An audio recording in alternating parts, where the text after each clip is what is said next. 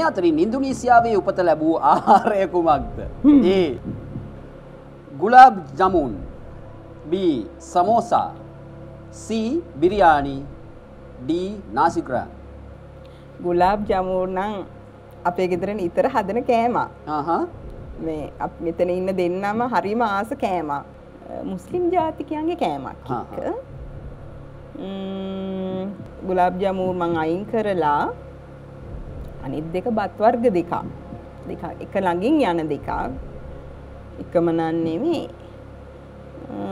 එහෙම අයින් කළොත් නම් හිතෙනවා සමෝස වෙන්නත් පුළුවන් කියලා. කමක් නෑ 50-50 ගමු. 50-50 ගමු? ඔව් ගන්දර මහත්තයා.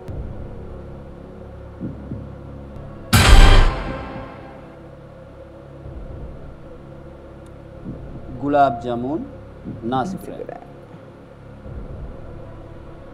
නාසි ග්‍රෑම් කියලා තමයි උත්තරේ දෙන්න වෙන්නේ. නාසි ග්‍රෑම් කියලා. ඔව් එහෙම තමයි ගන්න වෙන්නේ. Final answer.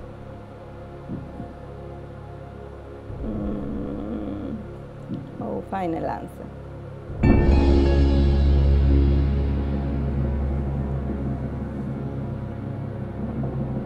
හස්බන්ඩ් කියලා තියෙන උත්තරේ තමයි වැඩි. දැන් මේ ආහාර වලින් තුනක්ම පර්සියාවේ බිහි වෙලා ඉන්දියාවේ ජනප්‍රිය වෙලා තියෙනවා. හැබැයි එකක් බිහි වෙන්නේ ඉන්දුනීසියාවේ.